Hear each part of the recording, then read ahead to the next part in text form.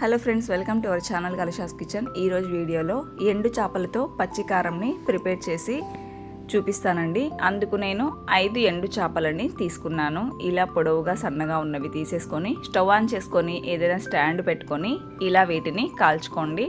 Stand లేకపోయినా డైరెక్ట్గా చేత్తో అయినా పట్టుకొని కాల్చుకోండి. ఇవి మొత్తం కలర్ చేంజ్ అయిపోయి పైన ఉన్న పొట్టు నుంచి లోపల వరకు బాగా రోస్ట్ అయిపోవాలన్నమాట. ఆ తర్వాత వీటిని ఎలా క్లీన్ చేసుకోవాలి, ఎలా ప్రిపేర్ చేసుకోవాలి అన్నది చూద్దాం.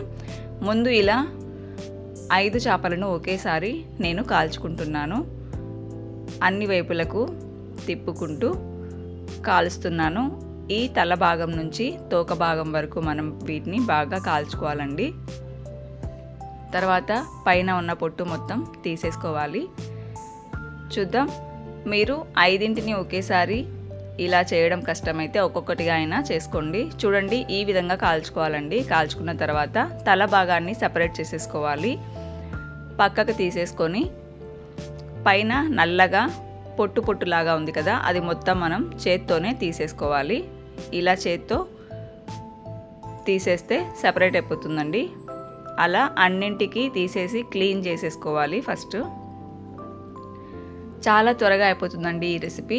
మనం ఏ కర్రీ చేసుకున్నా ఇది సైడ్ డిష్ లాగా తినడానికి చాలా టేస్టీగా ఉంటుంది. అంతేకాదు, ఈ కారంతోనే మనం రైస్ని తిన్నా కూడా టేస్ట్ చాలా బాగుంటుంది. నేను ఇక్కడ మొత్తం క్లీన్ చేసేసి తల భాగం తోక భాగంని సపరేట్ చేసేసాను. అన్నింటినీ కూడా ఇలానే పైన ఉన్న పొట్టుని తీసేసుకొని క్లీన్ చేసుకోవాలి. ఎడ్జెస్లో ఈ సైడ్ ఆ సైడ్ ఉన్న పొట్టు మొత్తం తీసేసుకుంటే చేపలు క్లీన్ అయిపోతాయండి. అవే ఈజీగా వచ్చేస్తాయి. నేను ఇక్కడ మరొకటి చేసి చూపిస్తాను. ఇలా హెడ్ని సపరేట్ చేసేసుకొని ఈ పైన ఉన్న నల్లగా మాడిన పార్ట్ మొత్తం తీసేసుకోవాలి. చేత్తో జిగిరేసుకుంటే వచ్చేస్తుంది. ఇవి టేస్ట్ కూడా చాలా బాగుంటాయండి.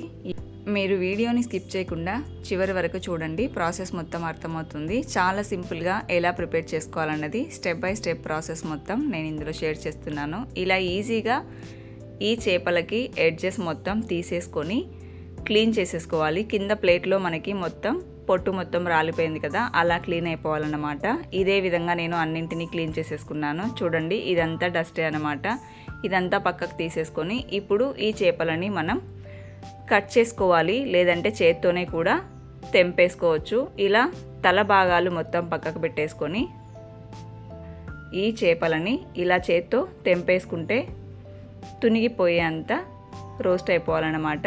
మిడిల్ పార్ట్ కాస్త మందంగా ఉంటుంది కాబట్టి కట్ చేసుకోవడానికి ఇబ్బందిగా ఉండొచ్చు. కానీ అన్నీ అలా కాదు. ఒక్కొక్కటి వేగకపోయినా మనం ఆయిల్లో ఫ్రై చేసుకున్నప్పుడు వేగిపోతాయి. నేను అన్ని ఫిష్లని ఇలా కట్ చేసుకొని పెట్టుకున్నాను. ఇలా కట్ చేసి పెట్టుకున్న తర్వాత ఒక పళ్ళెంలోకి తీసేసుకొని ఒక బౌల్లో నిండుగా వాటర్ని తీసుకొని ఆ వాటర్లో ఈ కట్ చేసి పెట్టుకున్న చేపలని వేసేసుకొని శుభ్రంగా కడిగేసుకోవాలండి. ఇలా నేను ఒక బౌల్లో వాటర్ తీసుకొని బాగా ప్రెస్ చేసుకుంటూ ఏదైనా పొట్టు కానీ ఇసుక కానీ డస్ట్ కానీ ఉంటే రిమూవ్ అయిపోయేటట్టుగా నేను శుభ్రంగా కడిగేసుకొని పక్కకు పెట్టుకుంటున్నాను. చూడండి, వాటర్ కూడా మనకి కలర్ చేంజ్ అయిపోయాయి కదా. ఇలా 1-2 సార్లు కడిగేసుకొని పక్కన పెట్టేసుకొని స్టవ్ ఆన్ చేసుకొని నేను ఈ కారం ప్రిపేర్ చేసుకోవడానికి ఆయిల్ని యాడ్ చేసుకొని అందులోకి ఈ కట్ చేసి పెట్టుకున్న చేపలని వేసేసుకున్నాను. ఇవి కాస్త వేగిన తర్వాత ఇందులోకి 2 ఉల్లిపాయలు 6 పచ్చిమిర్చీలను ఇలా కచ్చా పచ్చాగా దంచి పెట్టుకున్నాను.